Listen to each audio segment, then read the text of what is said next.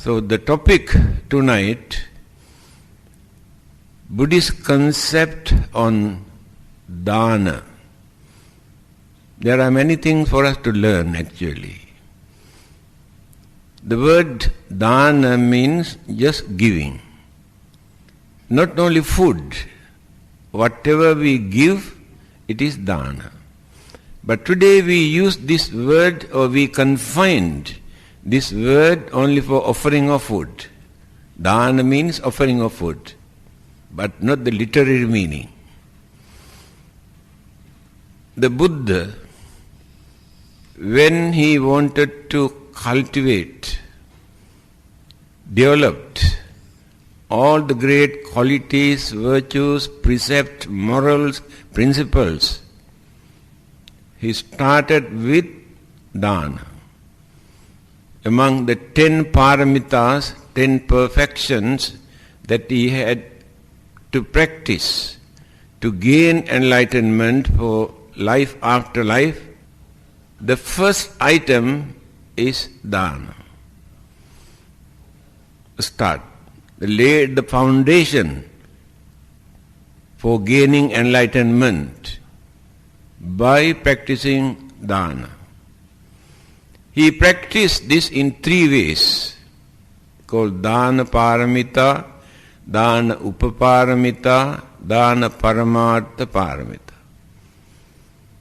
Dana paramita, offering material things, food, clothing, shelter, money, land, houses, anything, whatever we like, any material things, that is dana. Then the next one is higher than that, dana upaparamita. That means contributing or donating something from our physical body. That is not so easy. Some people are reluctant. Some people have superstitious belief. Therefore, they are not willing to come forward to donate something from their body. Today we can donate blood, eyes, heart, kidneys, and now I think they have developed lungs also. But people say, if they allow people to take out one of the organs from their body, in the next birth, that will be missing. They will be born without that particular organ. It's very difficult to enlighten some people who maintain this belief. Now take for instance Albert Einstein, who died 44 years ago, one of the highly intellectual scientists. Everybody respects him. He has advised people to take out his brain after his death and study, because he knew there must be some sort of extraordinary formation in his brain. So they did that, still studying. Recently they have discovered 2 extraordinary formation in his brain that they have never seen in some other's brain. So in that case, now Albert Einstein's rebirth has taken place without brain. So we never think very reasonable way, without wasting. After our death, not while we are living, we can pledge to donate our eyes, take out our kidneys, and take out any organ, whatever they like, to restore and support those who are suffering, those who are going to die. So the Buddha, as Bodhisattva, practiced this dana by donating his eyes, blood, flesh. But I cannot understand, thousands of years ago, how they have practiced this eye operations, transplantation, and flesh, of course, there's no problem. Blood also not so easy, because that time they have never studied the blood group.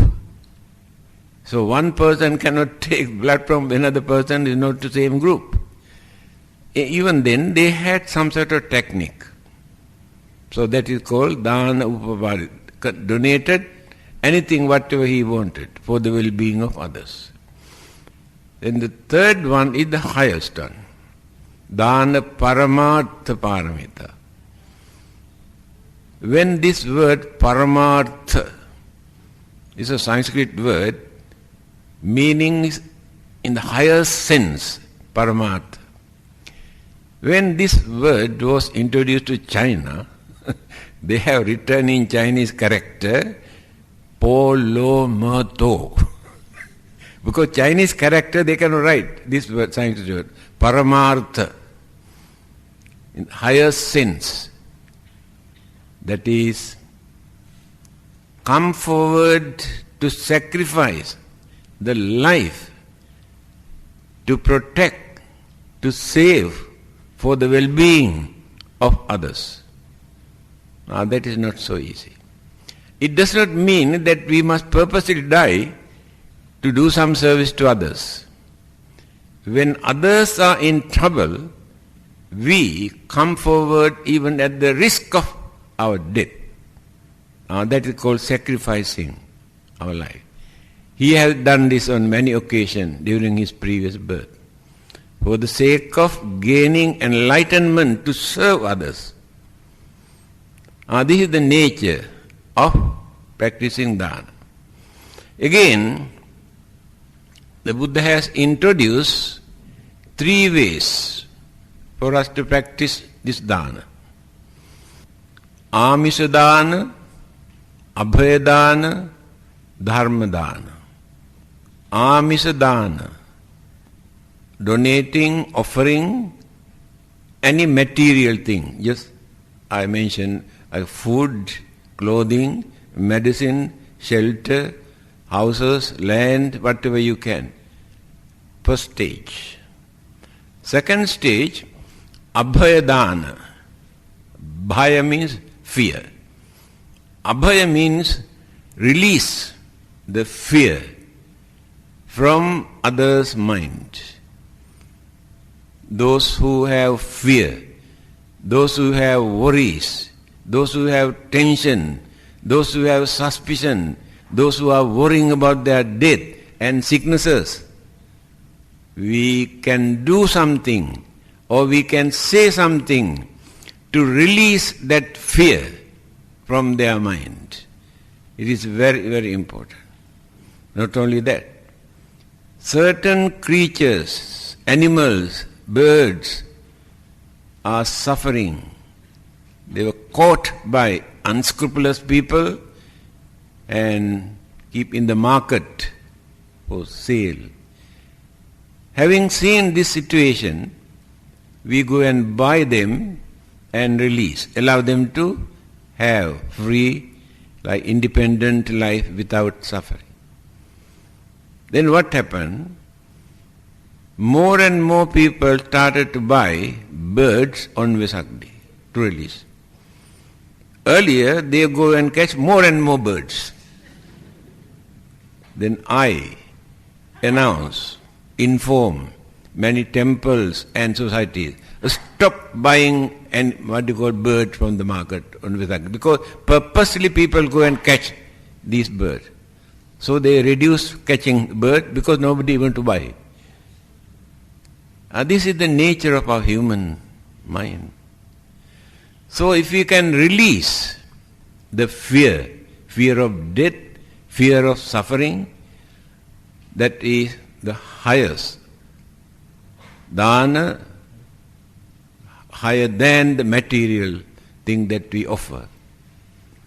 Reduce others' fear from their mind. Abhaya dana. Next one is dharma dana. Dharma means truth, the fact or reality. Many people are ignorant. Many people have superstitious belief, imaginations, misunderstanding. If we can do something to educate them, to enlighten them, for them to understand what is right and what is wrong, that is Dharmadana. We can do this by talking, by preaching, by writing, publishing books. Then people, millions of people, get the chance to open their mind and to understand, to withdraw certain misconceptions that they have been keeping in their mind. I had this experience. So far I have written 48 books. Many of them have been translated into 15 to 20 other languages in different countries. Amount of letters, telephone calls that I get, appreciating for writing such books, for them to understand things properly, withdraw certain misconceptions and belief that they had in their mind.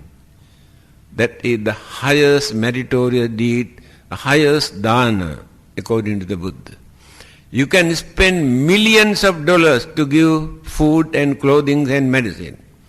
But if you can enlighten one person to withdraw wrong belief and idea, that is higher than that the 1 million that you spend for worldly material things.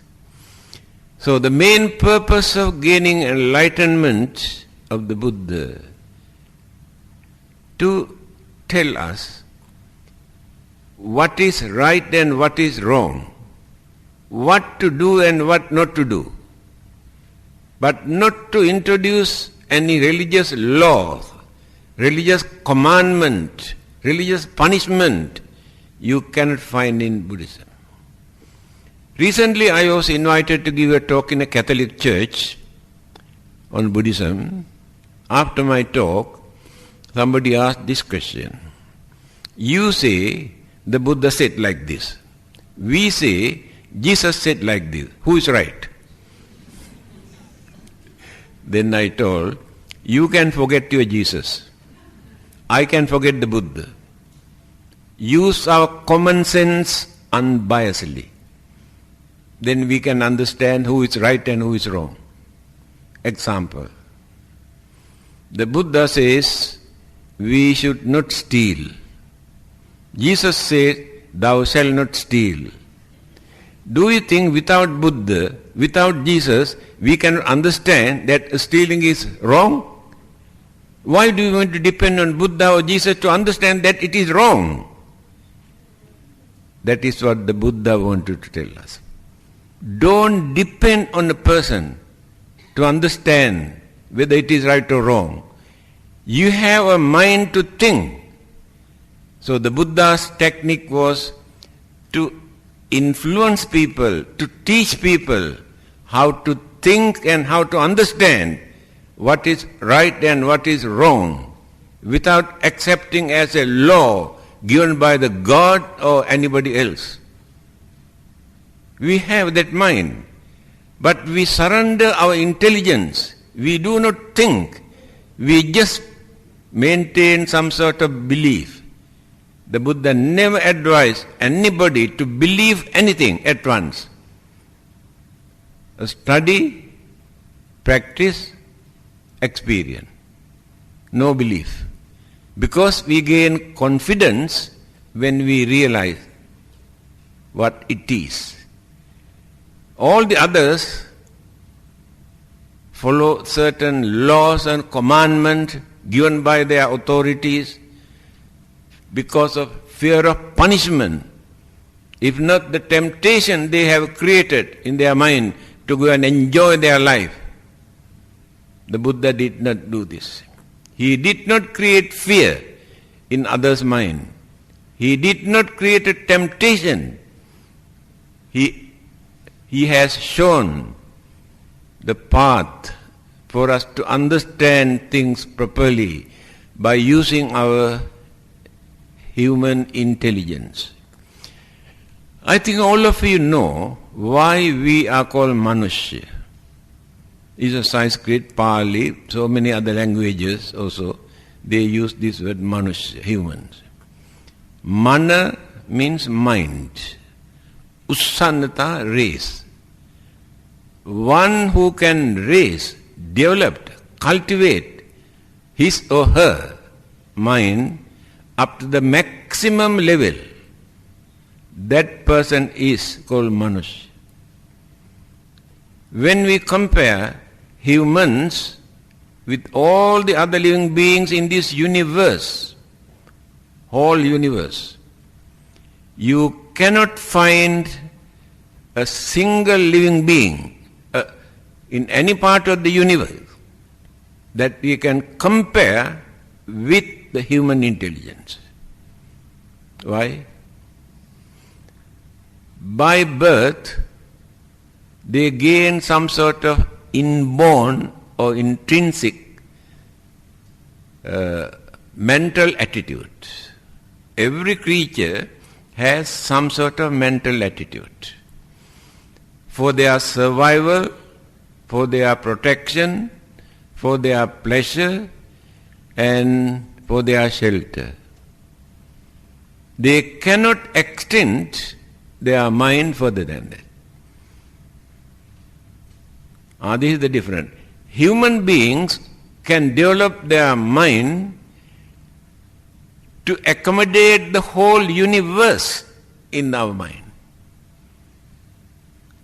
Now, the Buddha has developed, cultivated his mind to gain enlightenment, to enlighten the whole world. Scientists use the same human mind to discover atom and nuclear weapons to destroy the whole world. Same human mind. That's why Albert Einstein, just now I mentioned, says, science without religion is blind. Religion without science is lame or crippled. 100% correct. What he has said. Now scientists have discovered so many things, but no religion to guide them. That's why he said they are blind. They misused and abused for destructive purpose. So they are blind. Therefore religion must be there to guide them. Otherwise they can destroy the whole world very easily. Do you know how far they have developed the human mind to destroy this world? If President of America push one button, within half an hour, the whole world turn into ashes. See how far they have developed. Because nuclear weapons are ready.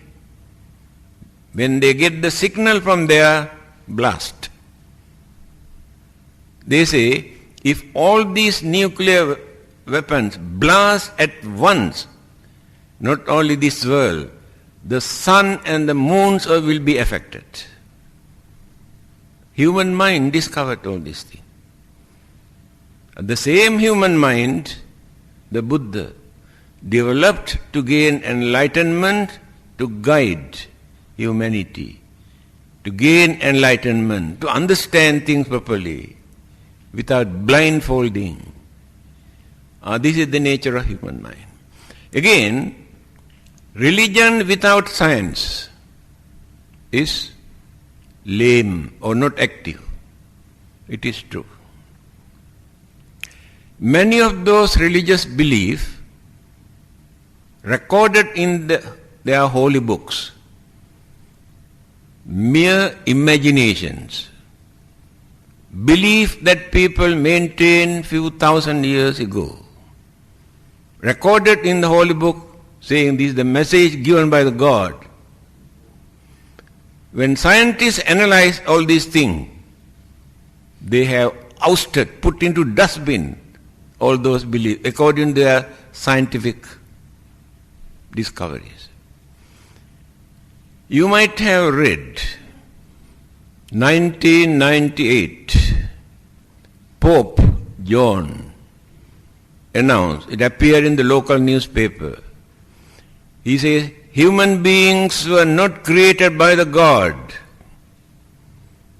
They come into existence due to evolution. They had a battle with theory of evolution of Charles Darwin for nearly 100 years. Finally they had to surrender. They knew intellectuals all over the world rejected this belief. Finally, Pope had to say this.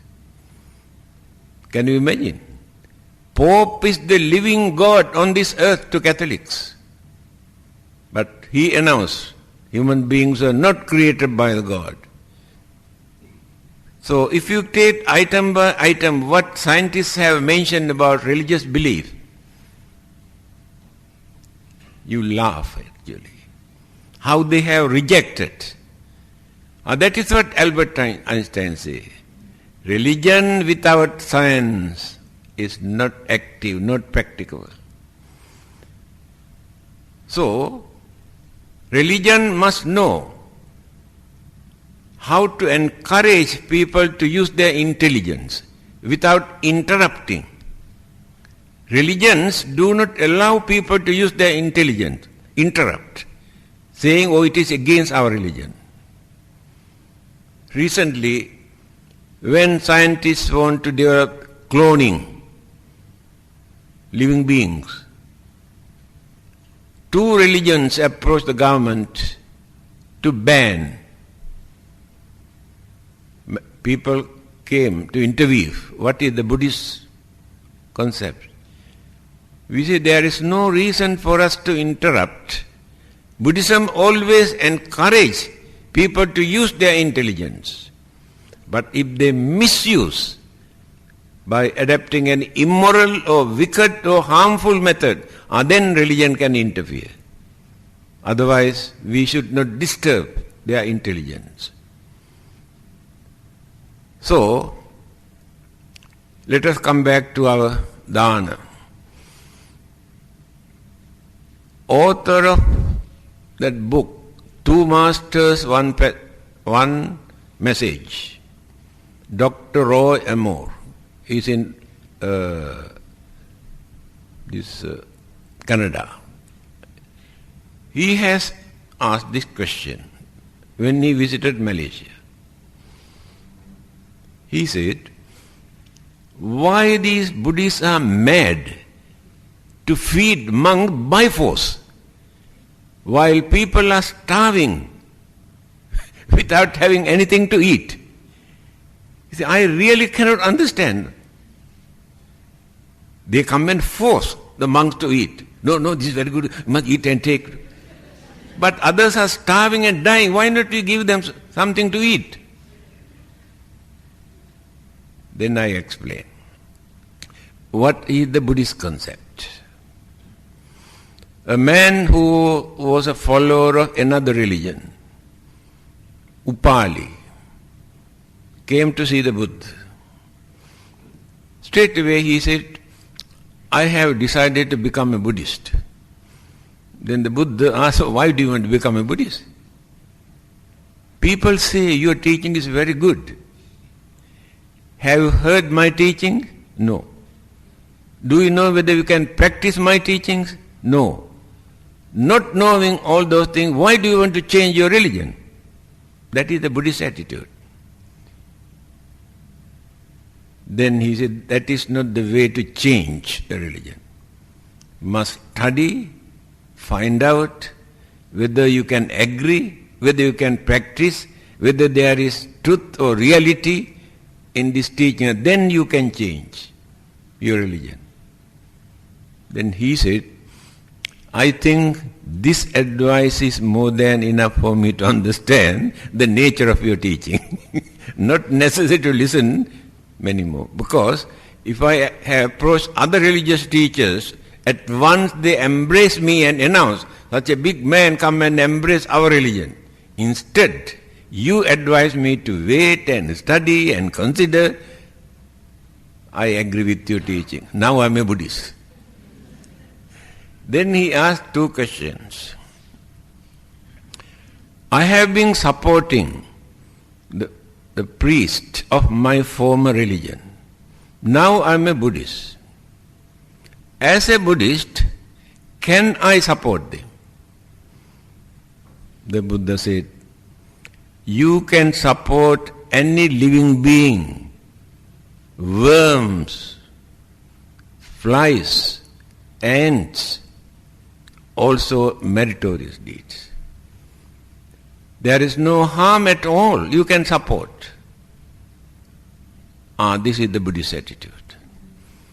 Now when you approach the followers of other religion, asking some donation for something, oh, it is against our religion, we cannot contribute anything to another religion. See the difference. Buddhist attitude and others' attitude. So, then he explained, when you offer some food to animals, definitely you get some merits. After that, you offer some food to human being, then you gain more merits. Human life is more valuable than animal life. Therefore you gain more merit. Again, if you can offer your food to a person who observes at least 5 precepts, then you gain more merit because that person uphold certain principles, good qualities, certain virtues. Again you offer this food to a person who observed 8 precepts, 10 precepts, or as a monk or nun who observe more precepts, then you gain more merit. Again you offer this food to a person who has attained the first stage of sainthood, Sotapanna, gain more merit. Then Anagami, Sotapanna, Sakadagami, Anagami, Arahanta, 4 stages, higher and higher and higher. So the degrees of your merit also increase. Then you offer food to a Buddha, enlightened religious teacher. You gain more merit. Again you offer this food to the Buddha and Arahantas, his disciples.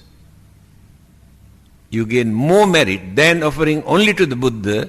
If you offer to the monks and the Buddha together, you gain more merit. This is the concept. This is the way how Buddha has explained how we gain merit according to the virtues, the qualities and principles and holiness and sacredness of the receiver. Therefore, people believe that when they offer food to the monk, they gain more merit. Why?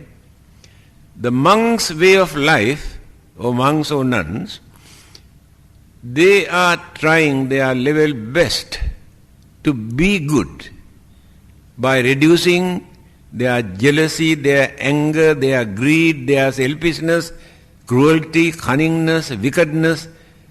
They try their best to reduce and reduce and reduce all the evil forces. Try to cultivate sympathy, kindness, compassion, honesty, patience, tolerance, good qualities. So, by thinking, the monks and nuns maintain some good qualities, principles.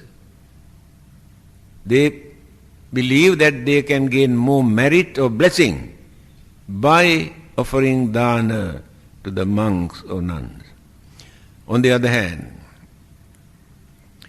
the monks and nuns are ready whole day and night to do some service to others.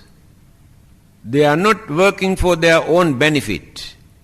At any time, they are ready to go and bless, to conduct religious services, to advise people, and they are available at any time to do some service to others. But ordinary people have their own obligations, duties, commitment, responsibilities. They have no time to attend to others. That is why people have chosen the monks or nuns to offer something, thinking that they get more blessings, more merits. But by offering to others, ordinary people, they won't get the same amount of merit.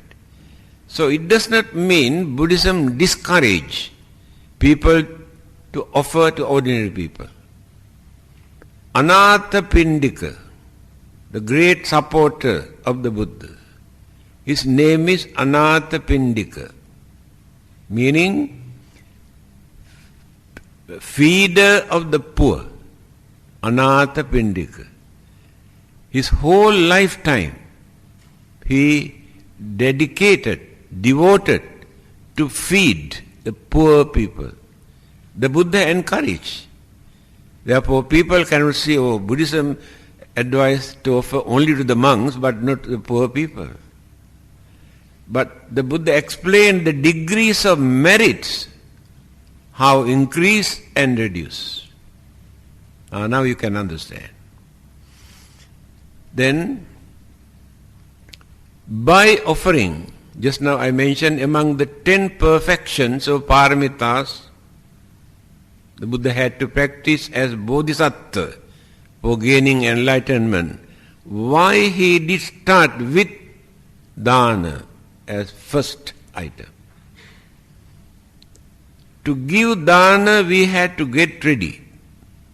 We had to prepare our mind. First thing, we had to reduce selfishness. Selfishness or greed are most dangerous evil forces in our mind. By offering or giving something, we reduce that selfishness. We reduce the greed and contribute something. Again, there are 3 qualities that we have to develop in our mind whenever we are going to offer something to somebody. Somanassa sahagata, jnana sampayutta, asankarika. These 3 qualities must be there. If they want to experience the good result, good effect, Somanassa sahagata, reduce anger, jealousy, grudge, ill will, enmity, ignorance from the mind while they are doing this. If they do this by keeping all those things, they won't be able to experience the good result. There must be some sort of happiness, confidence in the mind when they perform this. That is the first item. Jnana sampayutta. They must know what is the significance or what is the purpose or why should we do this. Not knowing this just only for the namesake or as our duty. If not somebody approach and ask us to do that, you won't get the real good result. You must know what you are doing. Why do you want to offer? By offering, what kind of services you can render and what you get in return. You must know this. Jnana sampayutta. Asankarika, third one. Asankharika means the idea must be implanted or created by someone. Then inform the others. Now somebody started to think, how nice if we can organize this Mahasangika Dana. Appeared only in one man's mind. After that, inform the others. Thousands of others come and support, provide everything. But the person who created this idea gained more merit. Because others did not create this idea. They get the idea from the other person. This is a very important point. You can contribute, support, assist others in their activities when they approach and ask. But one who thought that he or she wanted to do this and inform others gain more merit. Idea is created by that person. These three qualities when we perform this meritorious deeds. Then, by offering dana, we gain merit. In English language, we can use only this one word, merit. There is no another word. But in the Buddha's language, there are two words, punya and kusala in Pali language. Punya, merit. Kusala, also merit in English. But two different aspects. Now you want to offer dana. What is your purpose? What do you expect in return by offering this dana? If you think, by offering this dana, I get some merits or blessing. By the virtues of this merit, may I get the chance to be born in a very rich family to enjoy my life, to go to heaven and enjoy my life. That is called punya. That means expect some worldly material things. The purpose of giving this dana is to gain some worldly material things of pleasure, happiness. You gain what you wanted. After spending, there is nothing in the end. You go bankrupt. Your merit banks, bankrupt. Not enough merit. Again and again you had to accumulate punya, merits. If not, you get into trouble. Now let us see what is happening in this world today, in many parts of the world. How many millions of human beings are dying, starving, without food? You might have read in the newspaper, even today. How many millions of human beings are there who cannot find a piece of cloth to cover their nakedness? You do not know, but I have seen. How many millions are there for generations who never had any shelter, no house? Their birth and death both take place under the pavement, the roadside, or under the trees. During the winter, summer, rainy season, they have to spend their life. Even cats and dogs also, they know how to maintain that. Then, why these millions of human beings are suffering? Who is responsible for that? If there is a God to create these human beings, can you understand for what purpose the God created these human beings to suffer for nothing? it is not, is it not his duty, after creating these human beings, to provide the food and clothing and shelters and their requisite? If not, for what purpose that he created? For them to suffer. One writer has written in his book, we were taught that God created us. We can understand because of his creation how we suffer. If he did not create us, there is nobody to suffer. The whole life we dedicate to get rid of our suffering. It is a big battle. Living means struggling to get rid of our suffering. If God kept quiet without creating, there is nobody to suffer. Then he says, not only that, they also advise us to worship them. I really cannot understand why we should worship them. We are suffering because of the creation, and why should we worship them? When people use their common sense, they can understand. Here, it is not that God created them. Let us come back to the Buddhist point of view. Buddhism can explain this very clearly. They were human beings during their previous birth. They work, they earned, they enjoy. They have not done any punya karma or meritorious deeds for their expenses in the next life. So they have departed from this world without enough merit for them to maintain that human life. They had little bit of merit to be born a human, but nothing to spend.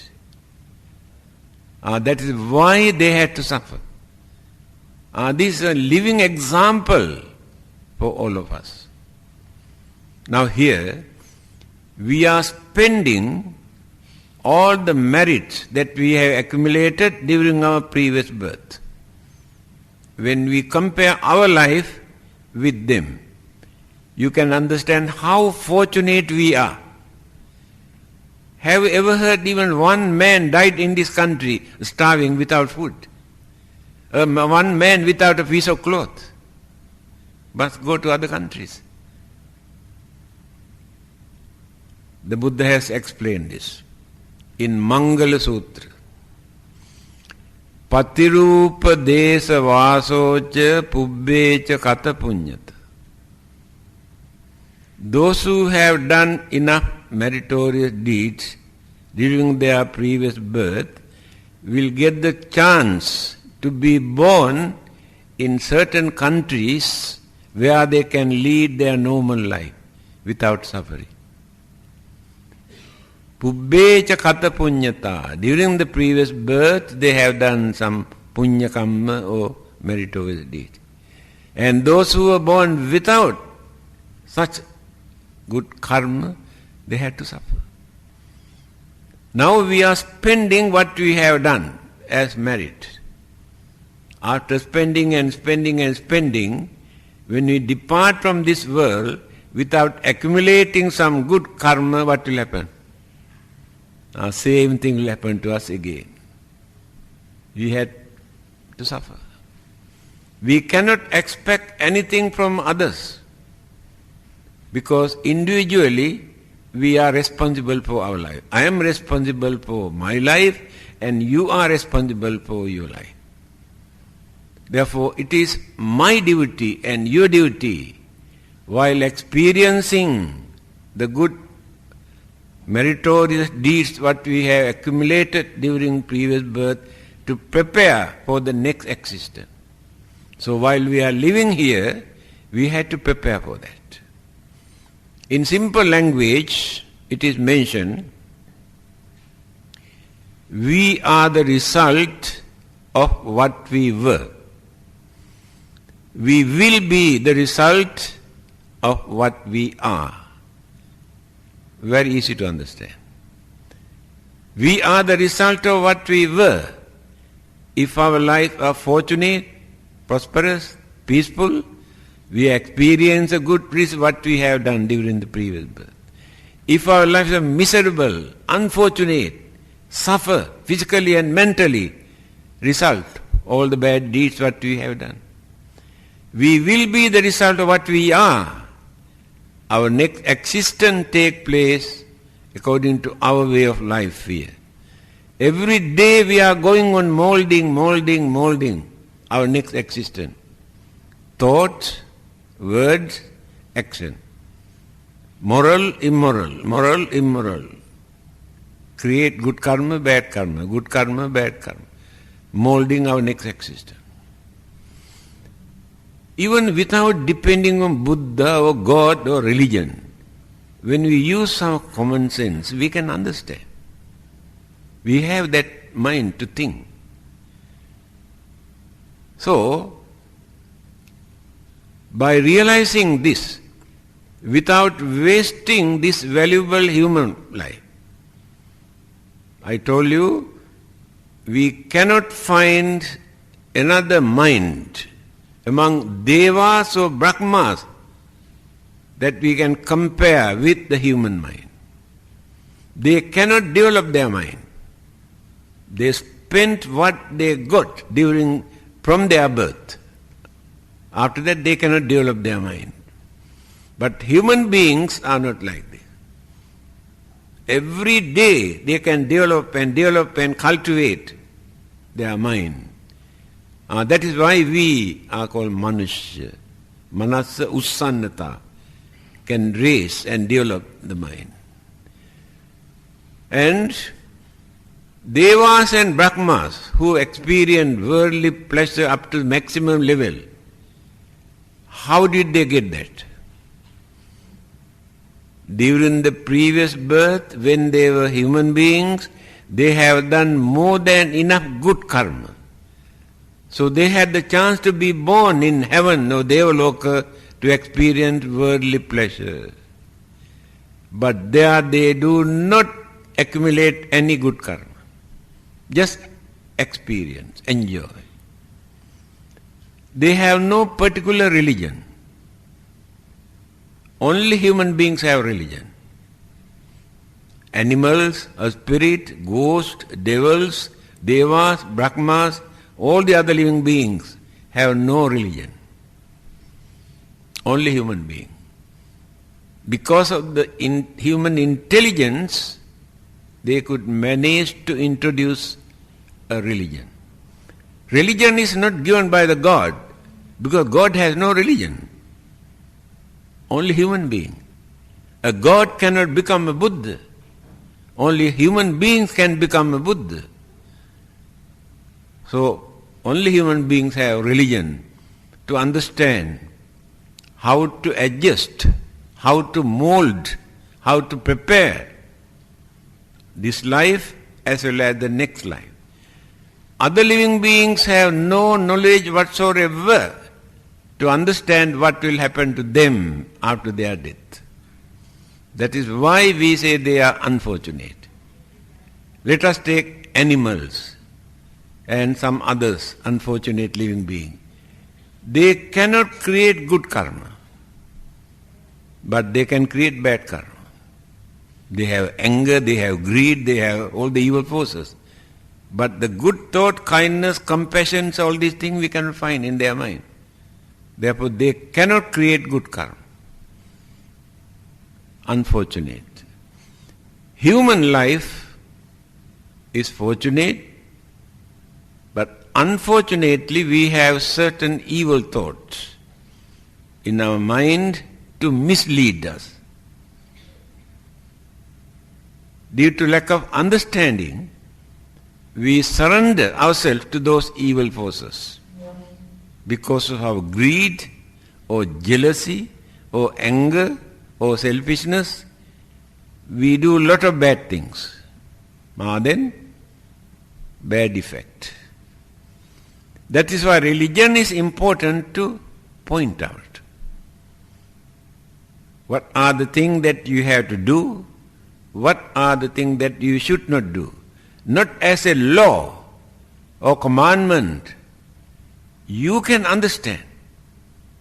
The Buddha says, Tumhehi kiccang atappang akkhataro tathagata.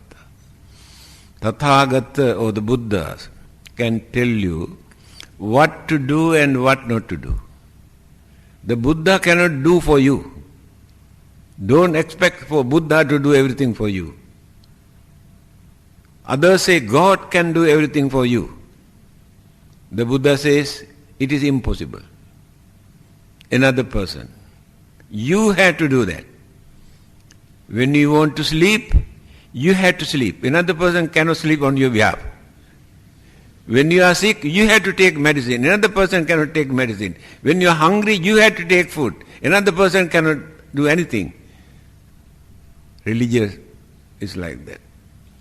Our responsibility for our life, we have to undertake. Don't depend on Buddha, don't depend on God, don't depend on anybody else. You have to take the responsibility. Why? People believe that all the sins or bad karmas committed by us, if you believe in God, He come and wash away all the sins and send us to heaven. Last moment. God is keeping quiet while we are committing all the cruel, wicked, harmful, dangerous things, disturbing, violating peace and happiness. God keep quiet. When we are going to die, we say, yes, I believe in you, please take away my sin. Straight away He come and send to heaven. How nice. But the victims are still suffering. The culprits sent to heaven, victims are still suffering. God cannot do anything to release them. People believe all these things. Especially dying moment, they approach. Oh, you may go to hell. Your Buddha say you cannot forgive your sin. Then what will happen to you? Our God can wash away all your sin. Believe in God immediately. Then sent to heaven. After that, they approached their family. Do you know your father is in heaven now? If you do not join with him, you had it.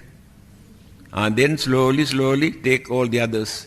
See the technique they have introduced, to drag others into this. The Buddha says like this. Suddhi asuddhi pacchatang nanya manya visodhe. Purity and impurity, that means good karma and bad karma in our mind. Another person cannot wash away or to change another person. Either Buddha also cannot change. God also cannot change. Because good and bad karma we have done by using our mind. Not the body. Body cannot do anything. The mind use the body. Mind give the order. Then the body does the thing. Body cannot create any bad karma, the mind create. If it is bad. Then he says, many people do not know this. When they came and tell you, according to Buddhism, there's no way for you to get rid of your sins. You have to go to hell. People say, Yala. Because they don't know anything. Yassa papang katang kammang kusalena pitiyati. Beautiful saying of the Buddha. Very unfortunately, when Christians talk about their religion, they say our Bible says like this. When Muslims talk about their religion, they say our Quran says like this. When Buddhists talk about their religion, they say people say like this. Nobody knows what the Buddha has said. See how poor our understanding about the teachings of the Buddha. And look at these sayings of the Buddha. Yassa papang katang kammang kusalena pitiyati. If we have done certain bad karma earlier, due to our ignorance or misunderstanding or greed, one day we will come to know. Yes, I have been doing certain bad things. I know they are wrong. Stop. That is not enough. From that day onward, kusalena pitiyati. You have to do certain good karma. Go on developing by doing good karma. What is good karma? Good actions to reduce ignorance. Good actions to reduce anger. Good actions to reduce greed. Do something. Go on developing. Later, the good karma will be able to overcome the bad effect of the bad karma you have committed earlier. You cannot wash them away. They follow, but can overcome. Then you continue life after life doing more and more good karma. Then the bad karmas have no chance to come and catch you. One day you will attain arahanthood, sainthood and nirvana. All your bad karmas withdraw. Cannot do anything. Let us take Angulimala, who had killed nearly 1,000 human beings. The Buddha came to know this. So he went. This man is very wicked. He wanted to complete 1,000 human beings. So far he has completed 99,000. So, when he saw the Buddha, he was very happy. Oh, another man is coming. He wanted to catch and kill the Buddha. Buddha has some sort of technique for different people according to their mentality. He does not preach at once because he knows this person cannot understand, cannot accept. Then he works in such a way for that person to gain some confidence. After that he starts to preach. So this Angulimala started to run. The Buddha did not run. He walked in normal way. But Angulimala run. He cannot run anymore. Tired. Then he says, stop. Then the Buddha knew. Now time is ready to talk to him. He said, I have already stopped. You are the one who runs. Then how can you say you have stopped? I saw you also walk. I have stopped mean I have stopped destroying others' life. You runs means you are doing it. Oh, he understood. Then he asked another question. Yes, I know you did not run, you walk, but I run. Why I could not catch you? You could not catch me because you run. If you stop your running, then you can catch me. Oh, very interesting. Then here, can I follow you? Why not? The Buddha ordained this murderer as a monk. From that day onward, meditation, developing, purifying his mind, he attained arahanthood, attained nirvana. All the bad karmas drop. Here people do not know this. God cannot take away, Buddha cannot take away the sin, but person who has done this can do. The mind that he or she used to do bad thing, had to use the same mind to cultivate and develop and overcome. Another person's mind cannot do this. Please remember this. So, we are not perfect. Everybody make mistake. Everybody do a lot of good things. But when realizations, understanding appear in our mind, we have to change. The maturity, knowledge, experience we can use to stop. Then from that stage onward, develop and develop and develop. Finally we get the chance to find out our salvation without becoming victims to all the bad things. So the time, I think, I was given permission only to speak 1 hour. I have taken extra few minutes. I think these few words, just now I mentioned, you can think. Then many things you can realize. Certain weaknesses that you have, you can reduce. Certain good thing that you have to cultivate, you can do. Then life becomes meaningful. Then you gain confidence. Now you have no confidence in your life. You do not know what will happen to you. But if you cultivate your life in this way, then you gain confidence.